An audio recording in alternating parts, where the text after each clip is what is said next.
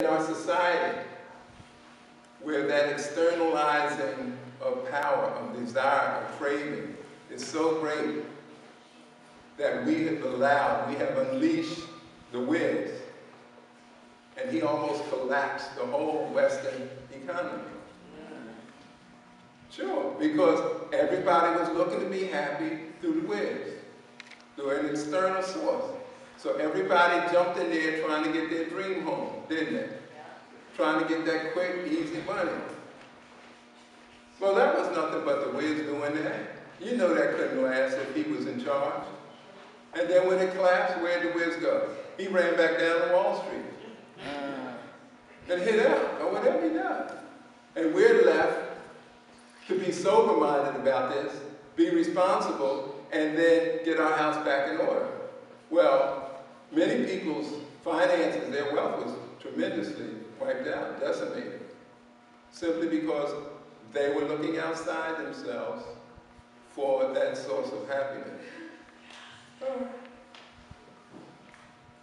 If you don't think what I'm saying is really germane or somewhat true, I'll suggest that you look in your own home, in your basement, in your attic, or in your garage, and see how many things are in there that you bought because they were going to make you happy.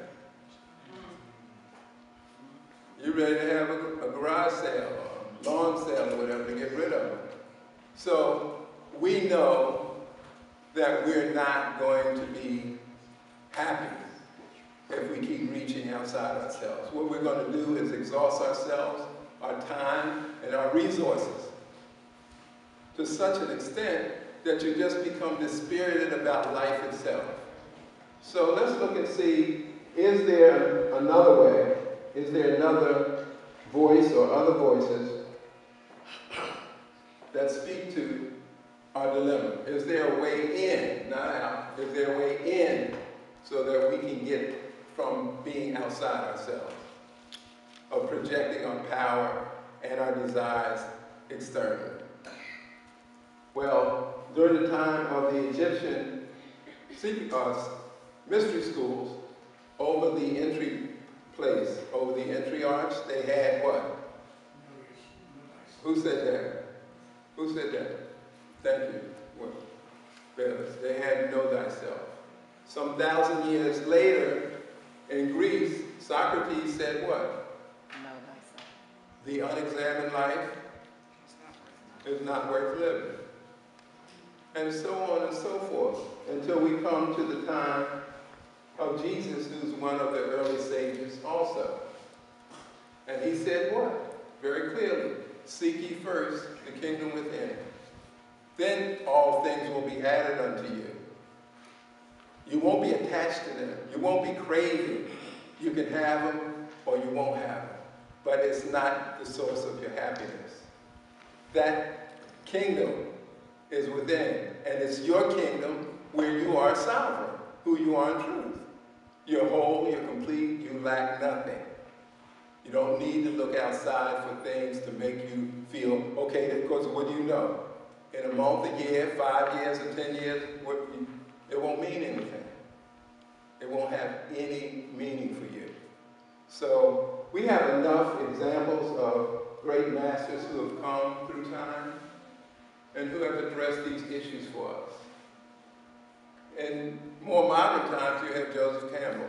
Is anybody familiar with Joseph Campbell? Christine is, I know. Yukari and Ron. He said what? Follow your bliss. Your bliss is follow that which you love. And we say that, but it's so difficult for us to commit to that journey. We have an idea of it, but we find it very frightening. But yet, when we follow our bliss, we find out that we do truly find the source of happiness. You know, people who love something will do it even if there's no financial gain, even if there's no recognition in the outside world for them for doing it. That means they're being soul-fed. that they're being healed in a way that they can then continue to grow and build and express who they are and why they came here. So it's important for us to understand this. To get to that place of happiness, you have to discover who you are. Because if you don't know who you are, you don't know what gifts you bring. How can you know? So if you know the gifts you bring, then you know the path you should take. Because if you bring the gifts of a carpenter, it's not the same gifts as an architect. So the first thing is to get to know yourself. Now what does that mean? Does that mean we can just go and read books? That's what we think today. As my wife's grandmother once said, people believe they can actually read their way to God.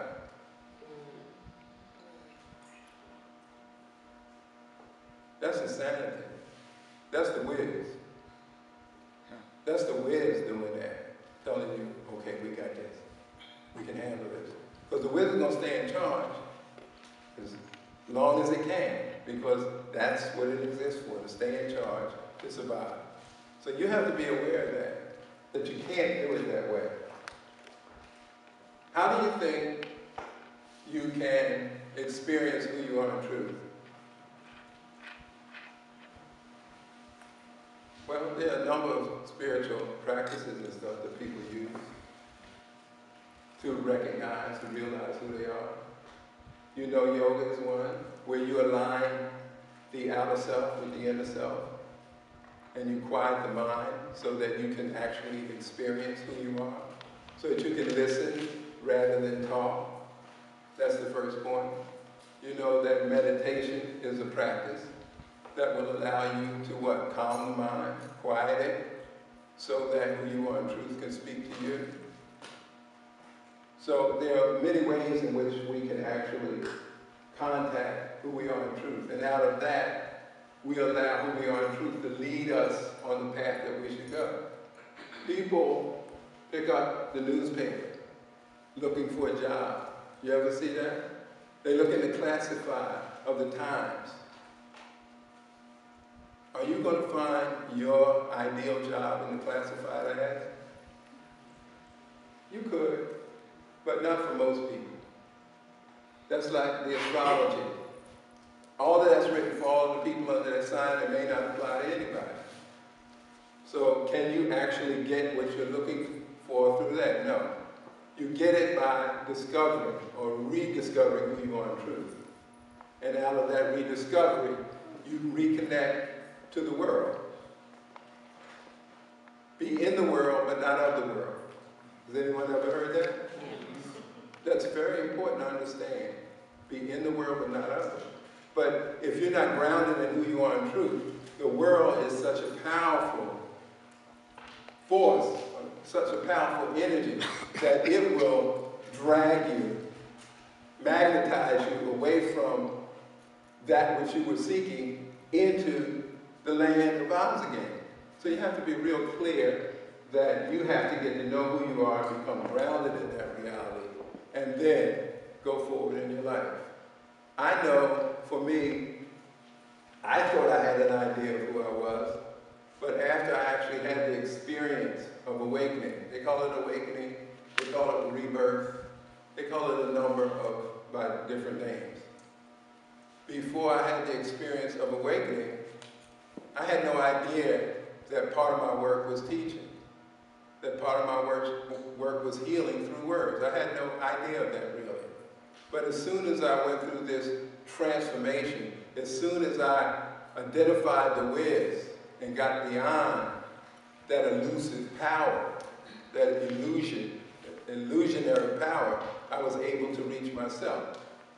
The whiz is in relationship to who you are in truth, like the moon is in relationship to the sun.